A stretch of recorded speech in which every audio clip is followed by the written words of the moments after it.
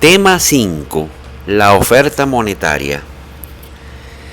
En este tema vamos a presentar la forma tradicional como los textos de macroeconomía han venido presentando históricamente el mecanismo por medio del cual se supone que los bancos centrales emiten y controlan la cantidad de dinero fiat o dinero fiduciario en una economía. Entonces, bueno, vamos a ver un esquema del tema, vamos a ver una ligera introducción al tema, de la cual ya dimos unas pinceladas. Vamos a ver la bibliografía que nos va a servir, como siempre, de texto base. Vamos a usar un conocido texto que ya usamos para el tema 4, más un paper del profesor Leonardo Vera sobre el control de los agregados monetarios en Venezuela.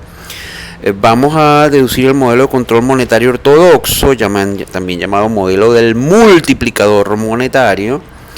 Y para eso vamos a ver algunas relaciones fundamentales, más que todo contables. Y vamos a finalizar, a cerrar, matizando el tema con un poquito de, digamos, una crítica a este enfoque ortodoxo monetarista, presentando algunas razones por las cuales el Banco Central pudiera no controlar la oferta monetaria, ¿no? Al menos no completamente, ¿no?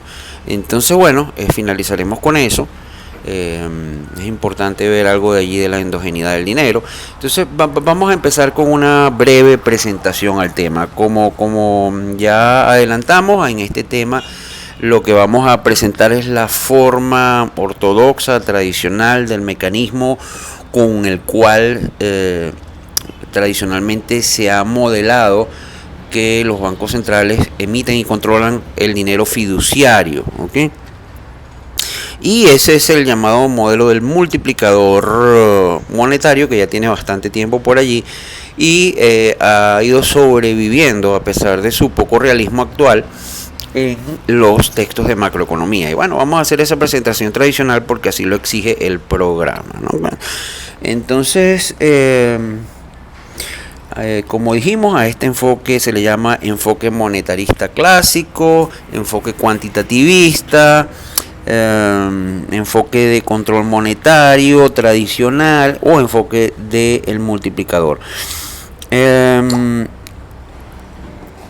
Este ha sido el enfoque que tradicionalmente ha venido dominando o como que dominó, o el paradigma con el cual se pensaba el control monetario, o se pensó durante mucho tiempo, más o menos entre un periodo, digamos, entre 1920, cuando las primeras reflexiones sobre esto, hasta más o menos 1985, por decir una época, ¿no? Entonces llegó un momento en que los bancos centrales abandonaron ese mecanismo de control monetario que aquí vamos a presentar, ¿ok? La base fundamental de esto es la teoría cuantitativa del dinero. Hoy día ese enfoque ha sido parcialmente abandonado, bastante que digamos, vamos a decir parcialmente, para decirlo de una manera, digamos, laxa o eufemística, pero en realidad los bancos centrales piensan la política monetaria hoy día de otra forma, ¿ok? Sobre esos aspectos vamos a realizar unas consideraciones al final de la presentación, ¿ok? Pero bueno, vamos a pasar a la bibliografía. La bibliografía que vamos a usar es el texto que ya hemos usado para el tema de la demanda de dinero, el maravilloso texto de Bennett McCallum, Economía Monetaria, Teoría y Política, en una carpeta del tema 5, donde está la bibliografía, está esta presentación, está en las notas de clase en PDF, que se puede descargar abajo, aquí donde está el video. Está el libro de McCallum, y también vamos a usar como bibliografía auxiliar este documento de investigación del profesor Leonardo Vera, que se llama El control de los agregados monetarios, lecciones y experiencias del caso venezolano reciente, que me parece que está muy bien hecho, maravillosamente explicado y muy bien escrito, ¿okay? Entonces, bueno, lo vamos a usar como base. Este paper también está allí en la carpeta del tema 5. Entonces, bueno, ya vamos a ir entrando, pues digamos, en materia. Vamos a ver algunas relaciones fundamentales y básicamente el mapa de esta parte 3 es presentar el multiplicador monetario, para lo cual tenemos que ver algunas relaciones fundamentales. Aquí son claves lo que llamamos las reservas excedentes de liquidez de los bancos, son claves aquí en todo este enfoque. Vamos a ver de una manera muy sencilla, vamos a suponer a qué obedecen esas decisiones de mantener reservas excedentes o por encima de cierto nivel legal requerido, y vamos a deducir finalmente la ecuación de control monetario. ¿Okay? Entonces, bueno, la base de la teoría cuantitativa del dinero es la ecuación de cambio. Esa ya la conocemos. P es el nivel de precios de la economía, que puede estar dado acá más que por un índice de precios, por el deflactor implícito del producto. Y minúscula es el producto de la economía, el output, ¿verdad? Y minúscula. De manera que P por Y es la oferta nominal de bienes y servicios, y eso es igual en la ecuación de cambio, porque por eso se llama ecuación de cambio. En el intercambio, si todos estos bienes se realizan, es igual, que son oferta, es igual a la demanda. Esto sería una especie de forma antigua o pre-macroeconómica. Recuerda que la macroeconomía es de 1930 y tantos, de cómo ver la demanda agregada, que es V por M, donde V mayúscula es la velocidad de circulación del dinero y M mayúscula es el stock de dinero en la economía. Ya nosotros hemos visto esa relación hasta la saciedad. También sabemos que si nosotros log diferenciamos eso, que ya lo hemos hecho varias veces, esta ecuación 1, y suponemos que la velocidad de circulación es constante y que el producto en el corto plazo está fijo o dado y está en su nivel natural o potencial, que son los supuestos de la teoría cuantitativa, para pasar de esta ecuación de cambio 1, que es una simple ecuación, digamos una identidad contable, donde se iguala la oferta nominal de bienes y servicios con la demanda nominal o los pagos cuando esta mercancía se realiza en el mercado. Por eso se llama ecuación de cambio, ¿no? Bueno, esa simple identidad o relación que es contable, si con esos supuestos si nosotros podemos deducir una teoría cuantitativa del dinero, que aquí no es más que suponer que la tasa de inflación pi es igual a la tasa del crecimiento del dinero G sub m, que es esta ecuación 2 que está acá. ¿Okay? Los economistas han creído en la noción de que las reservas bancarias están vinculadas con los depósitos mucho antes de que se formulase una explicación formal y completa, que es la que vamos a deducir acá. Que nosotros lo que pretendemos es deducir, ¿verdad? Una relación, un vínculo entre las reservas bancarias y los depósitos, ¿verdad? De manera formal. Pero ya desde hace tiempo los economistas, antes de que se hicieran estos modelos del multiplicador monetario, ya los economistas intuían que había alguna relación. Ojo con esto, que cuando hablamos de reservas bancarias estamos hablando de las reservas de liquidez que los bancos establecen como decisión, en parte forzada por las leyes, para mantener una reserva de liquidez de seguridad mínima y prevenir el riesgo o hacer cobertura contra el riesgo de liquidez, y las reservas excedentarias, que son ya forman parte de una decisión propia del banco. ¿Okay? ¿Por qué los bancos quieren mantener reservas de liquidez o reservas bancarias? Bueno, para cubrirse del riesgo de liquidez. ¿De qué estamos hablando cuando hablamos de riesgo de liquidez? El riesgo de que los depositantes hagan retiros inesperados. ¿Okay? Los bancos se manejan bajo el supuesto de que todo el mundo no va a ir a hacer retiro de sus depósitos, ¿verdad? Pero puede haber retiros inesperados, corridas, y el banco tiene que estar, tiene que tener un stock de protección que vamos a llamar reservas bancarias acá. ¿Okay? La versión más acabada del modelo del multiplicador, que es más o menos la que vamos a presentar acá, ¿verdad? Se atribuye a Brunner y Meltzer. Bueno, Brunner en 1961 y Brunner y Meltzer en el 64 publican unos papers donde el concepto formal del multiplicador monetario se viene deduciendo. ¿Okay? El concepto formal del multiplicador monetario fue un complemento clave para la ecuación cuantitativa, ya que entonces permitió establecer un vínculo entre esa teoría cuantitativa del dinero, ¿verdad?, y la implementación de la política monetaria mediante la construcción de un puente entre los agregados monetarios y el balance del Banco Central. ¿Okay? Entonces, vamos a deducirla de forma muy simplificada acá, ¿no? Vamos a hacer esa deducción acá, ¿no? Lo primero que vamos a suponer es que el stock de dinero en una economía, M mayúscula, ¿verdad?, está constituido únicamente por dos cosas: C, cash, efectivo, ¿verdad?, dinero en efectivo, y D mayúscula, que son depósitos. ¿Ok? Efectivo, dinero en efectivo, y depósitos, digamos, a la vista, pues, que son los que pueden ser usados, depósitos a la vista, y depósitos transferibles, que son los que pueden ser utilizados como dinero, es decir, que cumple con las tres propiedades que tiene el dinero, que son medio de intercambio, unidad de cuenta y depósito de valor. En este caso lo que nos interesa es la propiedad como medio de intercambio, por supuesto. Vamos a definir ahora un coeficiente que vamos a llamar coeficiente CR, el cash ratio o coeficiente de efectivo a depósitos, y lo vamos a definir como una medida de las preferencias del público por ambos tipos de dinero. Es decir, no es más que esto que está acá.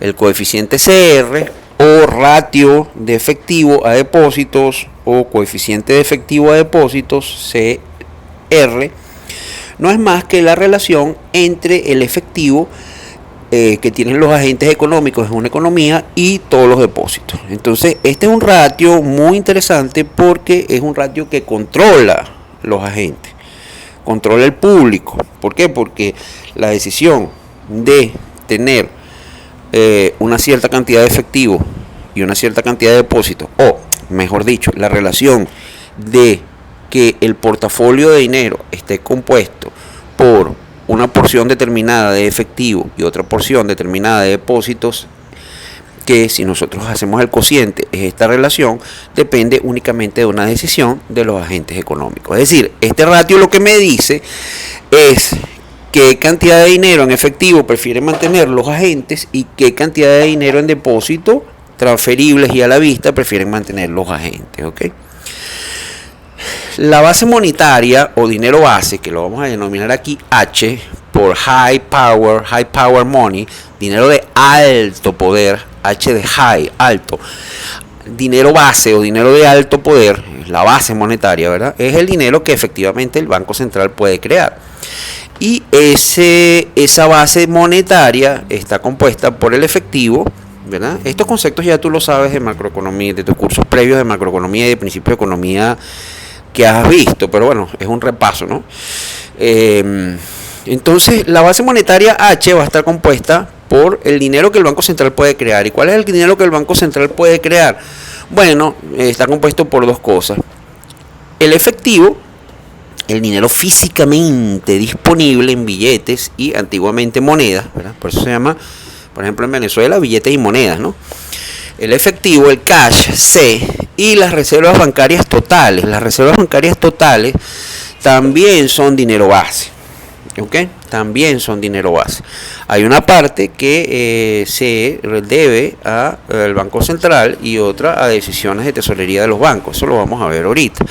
Pero bueno, lo interesante es que H, que es la base monetaria, ¿verdad?, que es el agregado más monetario más elemental que vamos a ver, está compuesto por dos cosas: dinero en efectivo, físicamente disponible, ojo con eso, y las reservas totales, TR, Total Reserves, reservas totales que tienen los bancos comerciales en el Banco Central.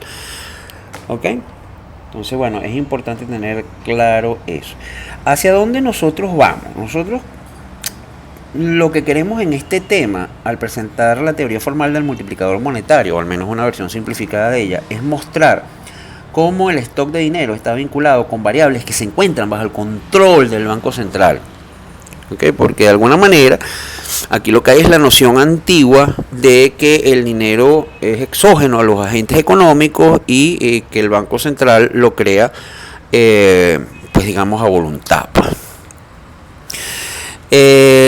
Y eso es lo que vamos a hacer ahorita. Si ya vamos, si nosotros vamos a empezar a hacer eso combinando las ecuaciones 3 y 4, si nosotros las combinamos, recordemos que la ecuación 4 me da el coeficiente de cash a depósitos o de efectivo a depósito, eso ya lo vimos, depende de los agentes, ¿verdad?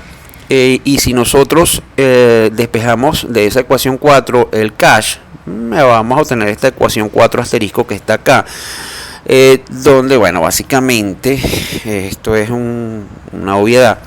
Si nosotros despejamos de acá, pues lo que tenemos es que el cash va a ser el coeficiente de efectivo a depósito multiplicado por los depósitos, ¿okay? Y a su vez, si nosotros sustituimos eso en la expresión, en la ecuación 3 que teníamos en la lámina anterior para el dinero en una economía, que me decía que el dinero en una economía está constituido básicamente por efectivo y depósito. Si nosotros sustituimos esta expresión 4 asterisco que acabamos de encontrar allí en esa expresión que teníamos en la lámina anterior, vamos a tener una expresión como la 6, ¿verdad? Donde fíjate qué simpático e interesante esto. Me dice que el stock total de dinero en una economía, ¿verdad? Va a ser, ¿verdad?, 1 más CR veces la cantidad de depósitos, ¿ok? Por supuesto que esto lo que me indica es que la cantidad de dinero es mayor 1 más CR veces que la cantidad de depósitos. Es decir, de alguna manera aquí se crea un vínculo entre los depósitos que hay en los bancos y el stock de dinero total o de medios de pago totales que hay en una economía, ¿okay? Vamos a definir otro ratio, otra relación importante, que es la ratio de reservas a depósitos. Esa ratio de reservas a depósitos no es más que esta sencilla expresión. Al igual que el coeficiente CR, que es este que está acá, depende de decisiones que están bajo el control de los agentes económicos o del público. Es decir, recordemos que, volvamos a repetir, esta ratio lo que recoge es las decisiones de los agentes de mantener su dinero o en cash, en efectivo o en depósito, ¿okay? Esta, por el contrario, no depende de los agentes económicos, sino que depende de los bancos. Esta ratio de reservas, RR, Reserve Ratio, lo que me indica es cuánto los bancos deciden mantener en reservas de liquidez, ¿okay?, y cuánto deciden mantener en depósitos a la vista, ¿okay? Entonces esto es un ratio que describe el comportamiento de otro agente que hay aquí actuando en la creación de dinero y que interviene en el control monetario, que son los bancos, ¿okay? Entonces fíjate tú que esta ratio va a depender de los bancos, al menos parcialmente, porque hay una parte, como vamos a ver, de las reservas totales, de TR, Total Reserves, que depende de, digamos, lo que llamamos aquí el encaje legal en Venezuela, o el coeficiente legal de caja, el coeficiente de caja obligatorio. Pero también tiene una parte excedentaria que sí depende de los bancos. Y bueno, nada, pues esta es una decisión que, esta es una ratio que depende de los bancos, pues. Entonces, si nosotros despejamos allí, igual que hicimos en el caso con la ecuación 4, si despejamos las reservas totales, bueno, nos va a dar esto aquí, que es casi que una tautología, pues. Ok, entonces aquí se establece un vínculo que es el que estamos buscando. Esta ecuación es fundamental entre las reservas totales y los depósitos, que es esta ecuación 8, que es un despeje de la 7 nada más. Ok, por tanto, si nosotros sustituimos la ecuación 4 y la ecuación 8 en la ecuación 5, que es la que me describía la base monetaria, vamos a obtener esta ecuación 9 que está acá. Okay, entonces tenemos ahora esta nueva expresión para la base monetaria. Acuérdate que la base monetaria está constituida por el efectivo, y ya nosotros sabemos que el efectivo, lo despejamos de la ecuación 4, es el ratio de efectivo a depósitos CR, C minúscula, R minúscula por D, ¿verdad? Y que la otra parte de la base monetaria, aparte del efectivo, el cash, son las reservas totales, y nada, acabamos de despejar como el ratio de RR multiplicado por D. Entonces, si sacamos factor común, nos va a quedar esta ecuación, que es nuestra nueva expresión de la base monetaria o dinero de alto poder. Y nosotros sabemos, a partir de la ecuación 6, que el dinero, que la dedujimos en la lámina anterior, está dado por esta expresión que está acá. Este es un vínculo entre el dinero y los depósitos, ¿ok? Lo acabamos de deducir. Entonces nosotros podemos combinar estas dos expresiones, tanto la 6 como la 9. Si nosotros dividimos la 6 por la 9, nos va a quedar un ratio también, una relación que me describe la relación, el vínculo matemático funcional que hay entre el stock de dinero M que hay en una economía, la cantidad total de dinero que hay en una economía, y la base monetaria, que es lo que estamos persiguiendo acá también, ¿no? Los objetivos que tenemos con este tema. ¿Por qué? Porque la base monetaria está bastante bajo el control del Banco Central. Y si nosotros podemos establecer este vínculo, vamos bien encaminados. Entonces, bueno, nada, aquí esta ecuación 10 no es más que dividir 6 entre 9 y te da esa expresión que está allí. ¿Okay? Obviamente que como estos son ratios, CR y RR son ratios, este número que está en el denominador va a ser menor que 1. Mientras que está en el numerador es mayor que 1, obviamente. Entonces, este cociente va a dar mayor que 1, ¿ok? Lo cual es lógico, porque la cantidad total de medios de pago que hay en una economía es varias veces mayor que la cantidad de base monetaria. Las reservas requeridas, que aquí llamamos en Venezuela encaje legal o coeficiente legal de caja o coeficiente de caja obligatorio, etcétera, en las distintas jurisdicciones, son por regla general una fracción o porcentaje K minúscula sobre los depósitos. ¿Okay? Aquí en Venezuela esa fracción, bueno, llegó a niveles tan absurdos como 90%, ha ido bajando, pero aún así es altísimo.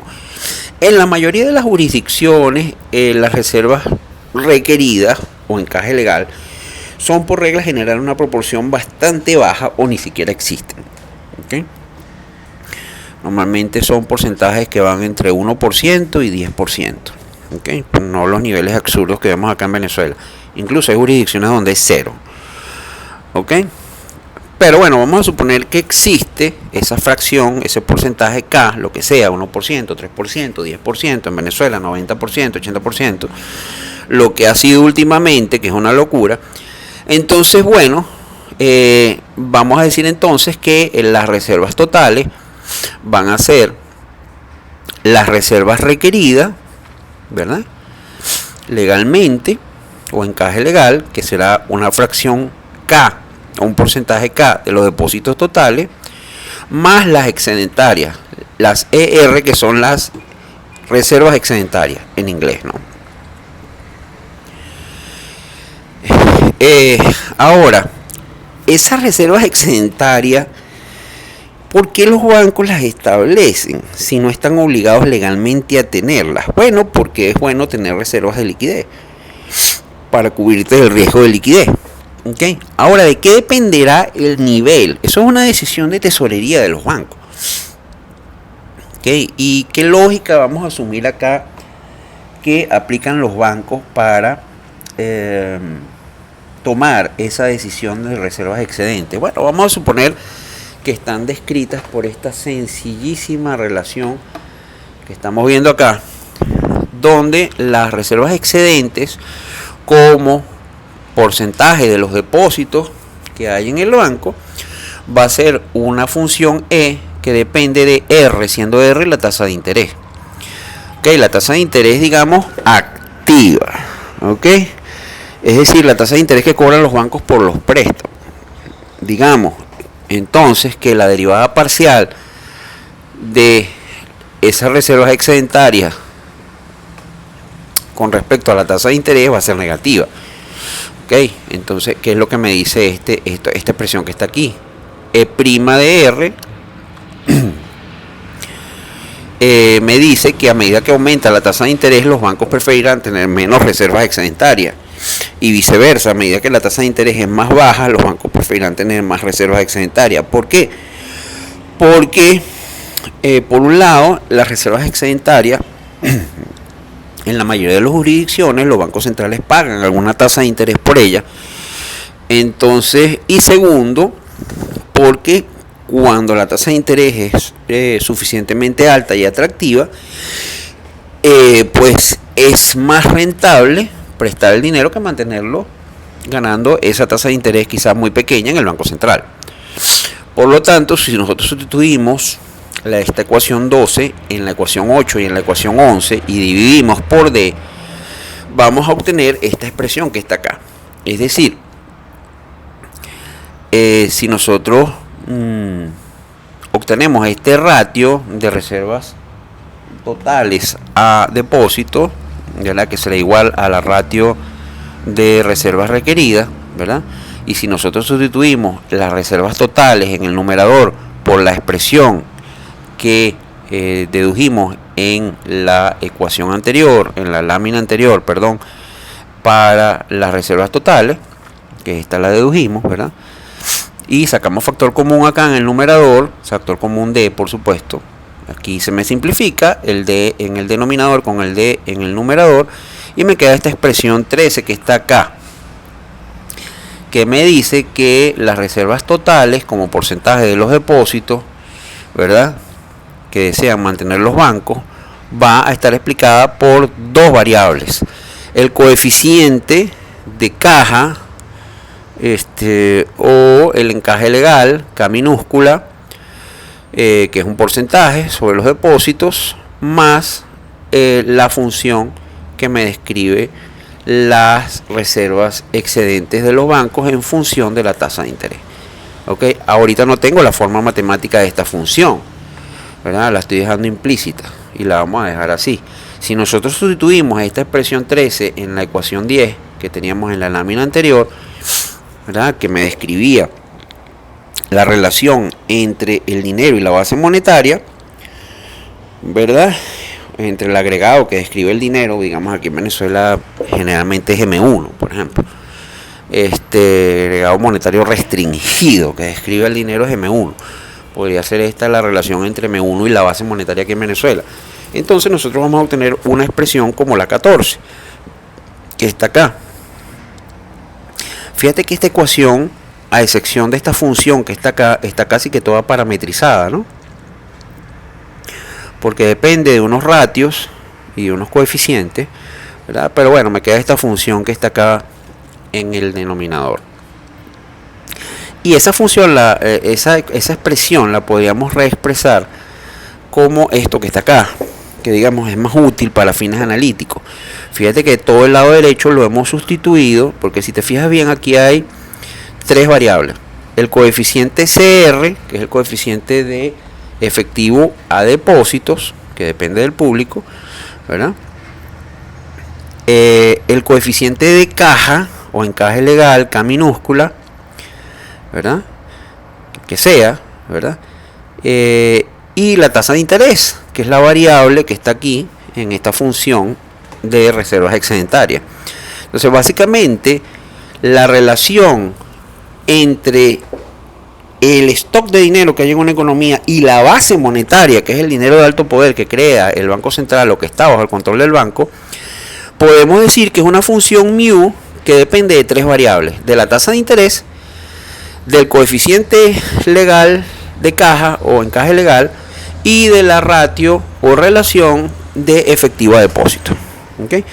Por lo tanto, si nosotros despejamos M de acá, fíjate, nos da esta bella expresión que está acá, que me establece un vínculo funcional entre el dinero, la cantidad de dinero total que hay en una economía o de medios de pago totales, y la base monetaria, una relación funcional, ¿verdad? ¿Y para qué me sirve eso? Bueno, esa relación funcional 15 que está allí, es importante entender algo. Vamos a, antes de avanzar, los signos de las derivadas parciales de esto, ¿no? Aquí vamos a asumir que la derivada parcial con respecto de M del dinero con respecto a R es positiva, es decir, de esta función, pues, que está acá, esta función que está acá, y que la derivada parcial mu sub 2, la derivada parcial con respecto al coeficiente de caja es negativa. Aquí es como que lógico, ¿no? Si el coeficiente de caja o el encaje legal sube, que es lo que ha pasado en Venezuela, la cantidad de medios totales de pago disminuye. Entonces aquí tenemos como que un primer mecanismo por medio del cual el Banco Central puede actuar de forma muy directa y explícita para controlar la cantidad de dinero que hay en una economía, partiendo del dinero que él crea, que es a través de K. También a través de R, porque usualmente la tasa de interés también, de alguna forma, y más en tiempos modernos, está bajo control de decisiones del banco. ¿Ok? Entonces, claro, a medida que R aumenta, o la tasa de interés aumenta, va a haber más dinero en una economía, más cantidad de dinero en una economía. Bueno, aquí varias explicaciones. Una, bueno, la más lógica es que, bueno, si aumentan las tasas de interés pasivas y activas, vamos a verlo más desde el lado como lo ve el Banco Central en este enfoque monetario. Vamos a suponer que son las tasas pasivas o las tasas que pagan los depósitos. Entonces, claro, la gente va a preferir tener menos cash, ¿verdad? Por un lado, y tener más depósitos. Al querer tener más depósitos, aumentan los medios de pago en la economía, ¿ok? Pero si lo ves desde el punto de vista más amplio, si aumentan también las tasas activas, que es lo que normalmente sucede, no aumentan nada más las pasivas y las activas no. Si aumentan las activas, si el spread es muy jugoso o atractivo, van a aumentar los créditos, y para que a ti te le queden un crédito te tienen que depositar el crédito. Entonces los créditos quedan depósitos y bueno, aumentan los medios de pago en la economía. Y por último, por supuesto que hay una relación negativa entre este coeficiente CR, que es el coeficiente de cash a dinero, y la cantidad de dinero total que hay en una economía, ¿ok? Pero esto no está bajo control del banco, ¿ok? Esto no está bajo control del banco. Esto depende más de decisiones de los agentes económicos, ¿no? ¿Ok? Entonces, bueno, recordemos algo. Recordemos que la demanda de dinero en una economía, ya lo vimos en el tema de demanda de dinero, puede expresarse de una manera muy sencilla y simplificada como esta ecuación 16, donde la demanda de dinero en términos reales, los saldos reales de dinero demandado, serán una función L que depende únicamente de dos variables. Una variable de escala, que es Y minúscula, que es el producto, y una variable de costo de oportunidad, que es R mayúscula, que es la tasa de interés. Eso ya lo vimos en el tema previo, no vamos a detenernos mucho ahí. Los signos de las derivadas parciales, por supuesto, con respecto a la variable de escala es positiva, y con respecto a la variable de costo de oportunidad, pues obviamente que es negativa. Eso ya lo sabemos. Entonces ya sabemos que P es el nivel de precio, Y minúscula es el ingreso producto de la economía, y R mayúscula es la tasa de interés. Eso ya lo sabemos. Entonces, si el Banco Central, por ejemplo, prevé que los valores para el nivel de precio serán, digamos, P supra E, es decir, este es el nivel de precios que el Banco Central espera, o su meta de nivel de precio, ¿ok? Y que para el producto es Y supra E, ¿verdad? O su meta de producto. Estas pueden ser metas o valores esperados por el banco, o pronosticados por el banco. Supongamos que él los conoce. Vamos a suponer este concepto aquí del fine tuning, que el Banco Central es muy bueno pronosticando y bueno, puede tener un cierto conocimiento bastante razonable de cuánto será el nivel de precio y cuánto será el nivel de producto. Y supongamos que el Banco Central desea controlar el stock de dinero. Esto es supuesto obviamente bastante realista, sobre todo en el contexto antiguo, en el cual esta teoría del multiplicador monetario está montada, ¿verdad? Supongamos que él desea que el stock de dinero esté en un nivel M asterisco. Si suponemos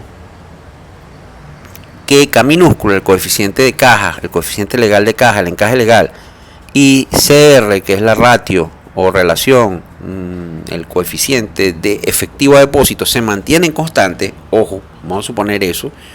Ese es un supuesto que en el corto plazo ambos supuestos son bastante realistas, no hay ningún problema allí. Entonces la ecuación 15 que teníamos arriba se convierte en esta ecuación que vamos a tener acá, que es la ecuación 17.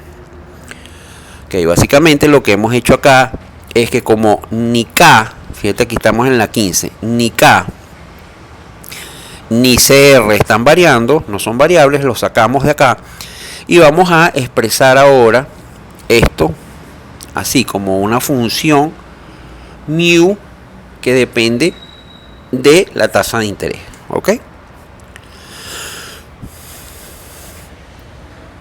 Ahora fíjate, nosotros pudiéramos acá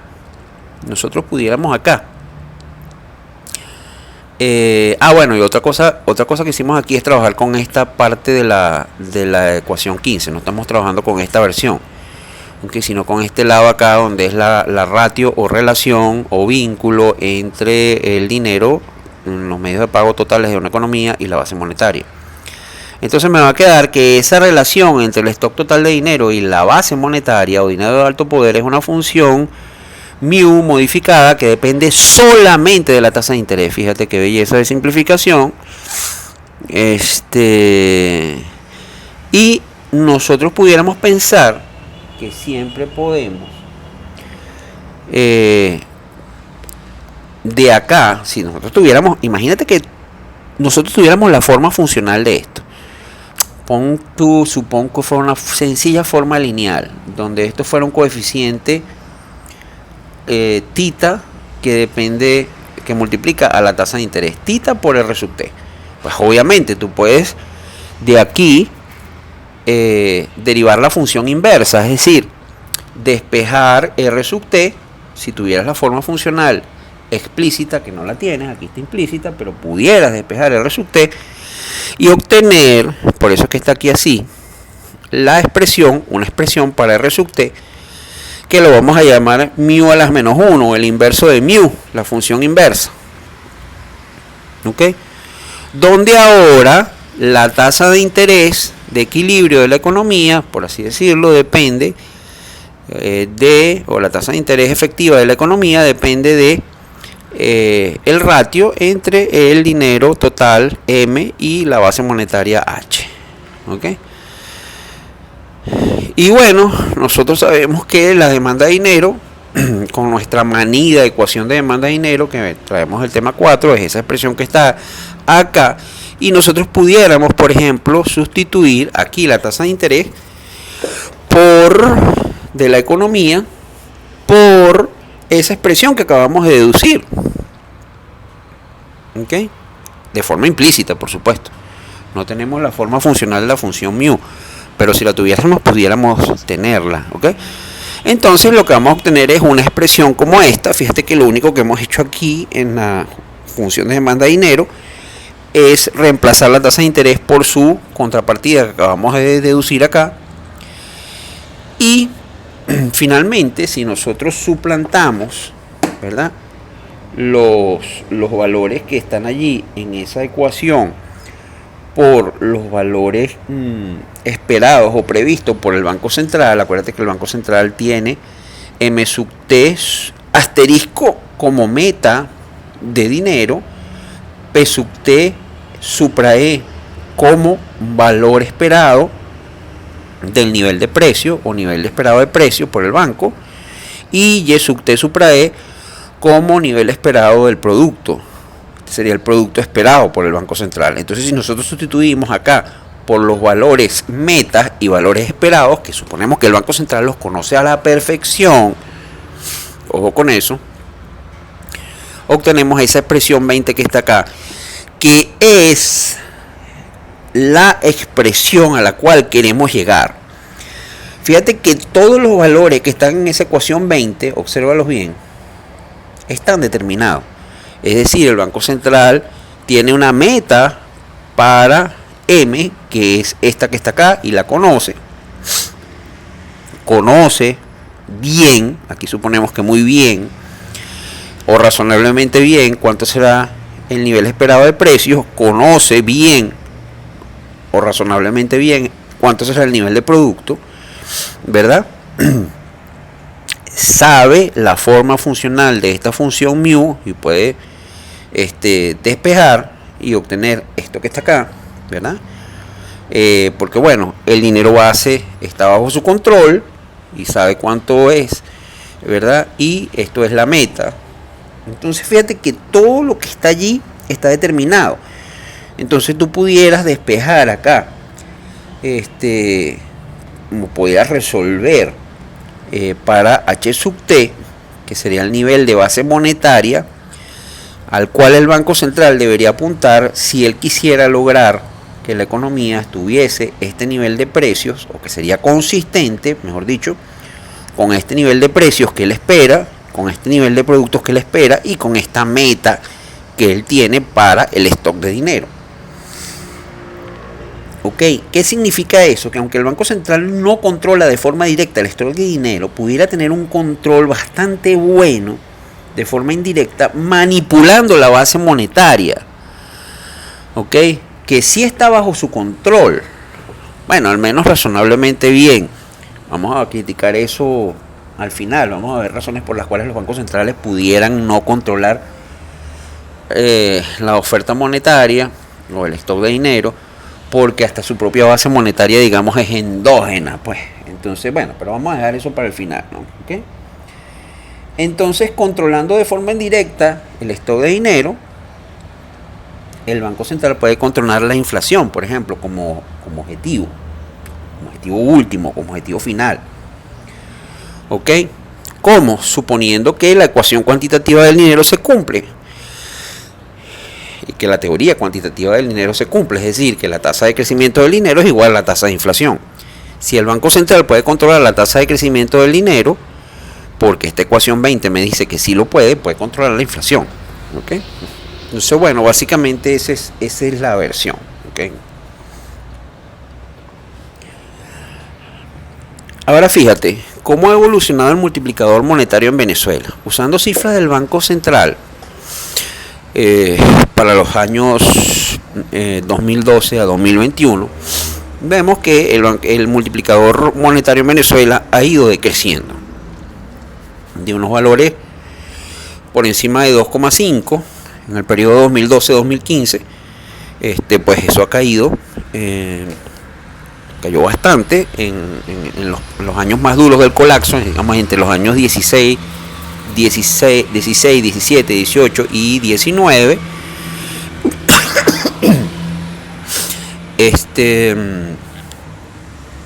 En el 20 hay el tema de pandemia y solamente en el año 21 se viene recuperando. ¿Okay? Este es un signo también que muestra algún tipo de recuperación, ¿okay? Económica, ¿no? Con respecto a periodos previos, ¿no? ¿Okay? Pero más o menos en eso ha estado. ¿Cómo está medido este multiplicador monetario? Este multiplicador monetario sencillamente se determina así. Tú lo puedes hacer también, incluso lo puedes hacer con la frecuencia que tú quieras. Porque bueno, los agregados monetarios son una variable que está publicada a veces hasta semanalmente. ¿Okay? Entonces lo puedes hacer semanal, lo puedes hacer mensual, trimestral, anual, etc. Por supuesto varía, pues estos son cifras anuales, pero esto tiene su estacionalidad en el año. ¿Okay? Y no es más que dividir M1, que es el agregado monetario denominado dinero, ¿verdad? Y la base monetaria. Cuando tú haces el cociente entre M1 y la base monetaria, pues te da el multiplicador monetario en Venezuela. Quiere decir que aproximadamente en el año 2021 la cantidad total de medios de pago o de dinero en circulación era 2 veces la base monetaria. ¿Dónde se crea ese dinero? Se crea en el sistema bancario, por supuesto. ¿Ok? Entonces, claro, aquí lo que nos está indicando es cómo la banca crea dinero secundario. ¿Ok?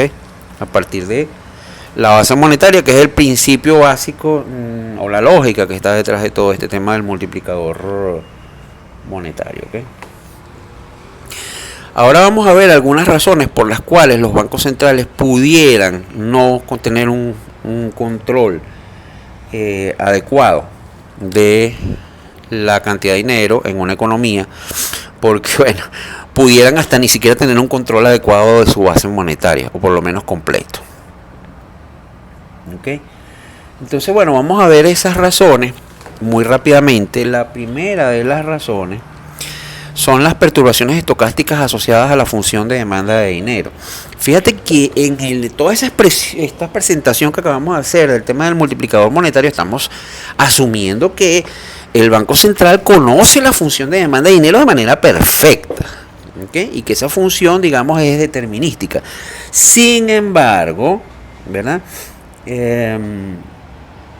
La demanda de dinero pudiera estar localizada en un punto diferente al cual la autoridad monetaria esperaba al principio del periodo de control, debido a que hay perturbaciones estocásticas, ¿okay? Como todo en la vida no es determinística sino estocástica. Entonces, bueno, cuando la posición de la función de demanda de dinero es diferente a la esperada por la autoridad monetaria, entonces bueno, ya ahí los resultados pueden diferir de los que el Banco Central pensaba para el stock de dinero que quería controlar.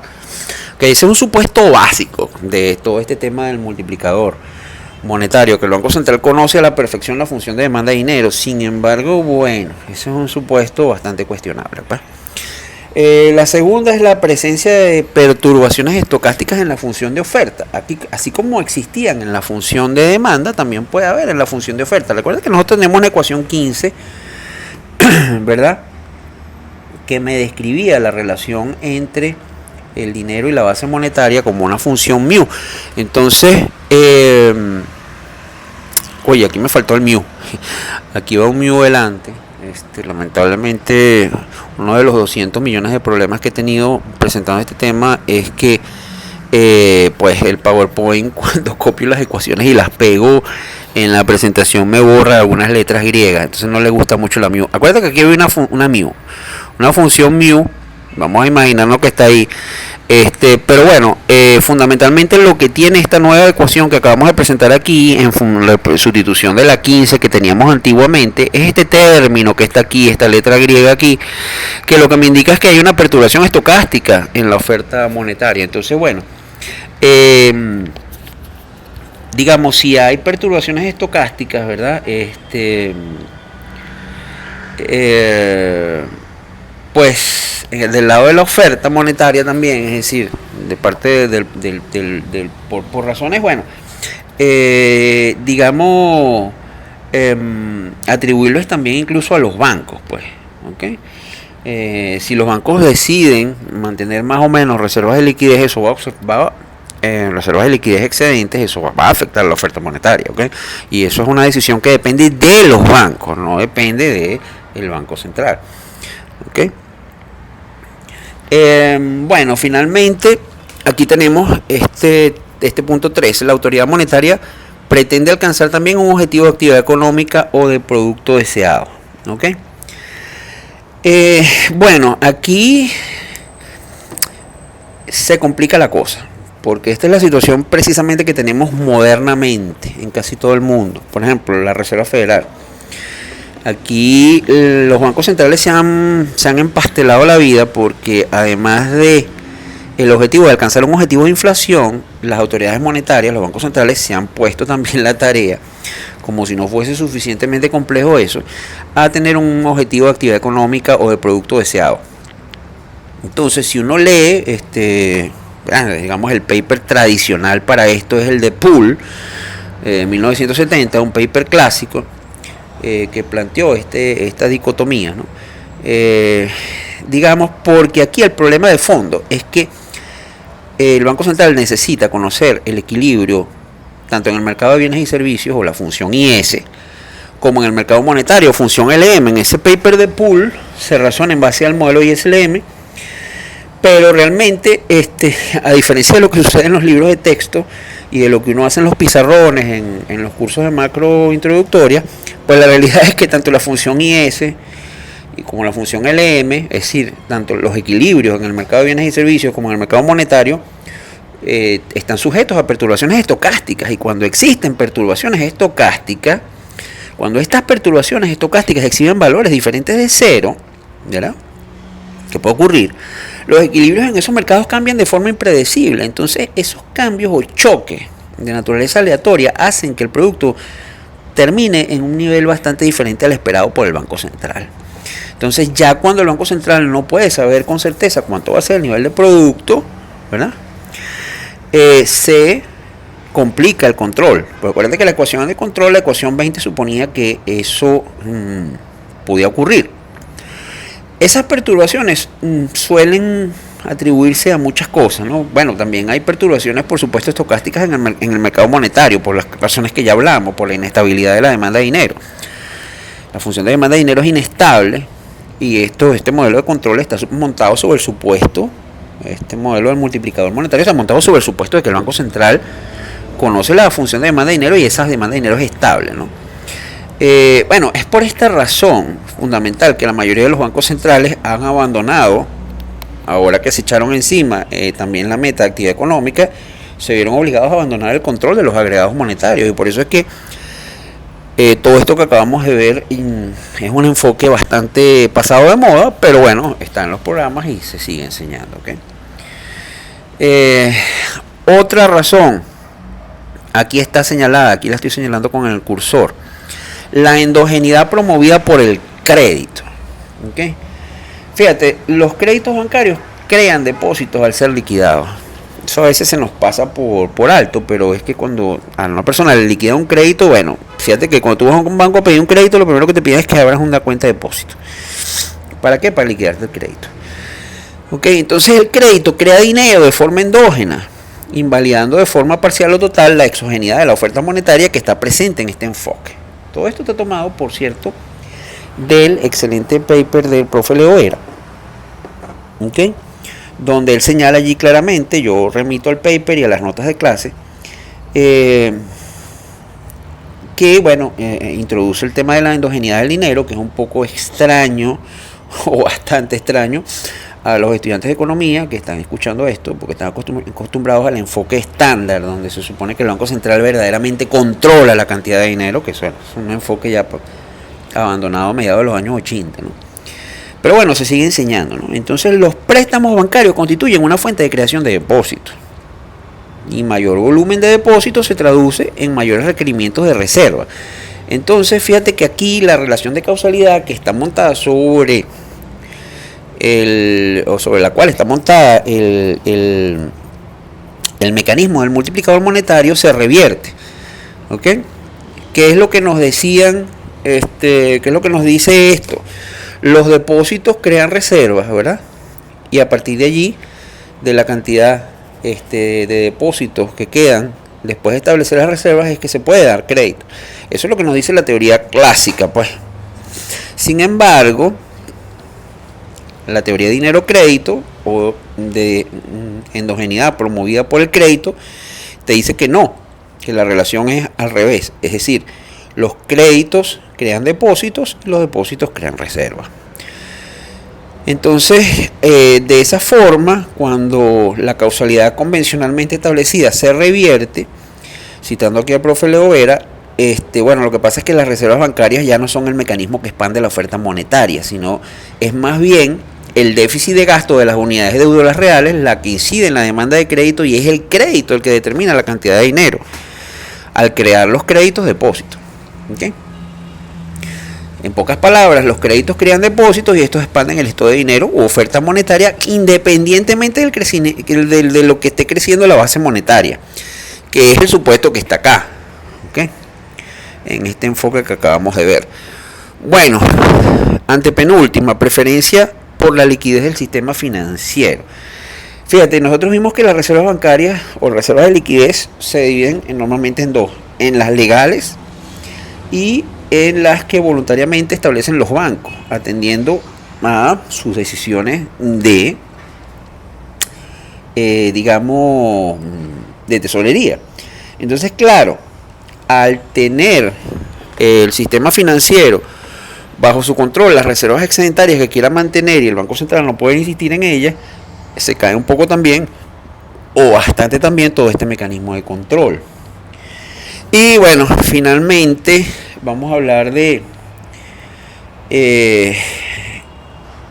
otros tipos de endogeneidad. Por ejemplo, la endogeneidad de la base monetaria en una economía abierta con tipo de cambio fijo.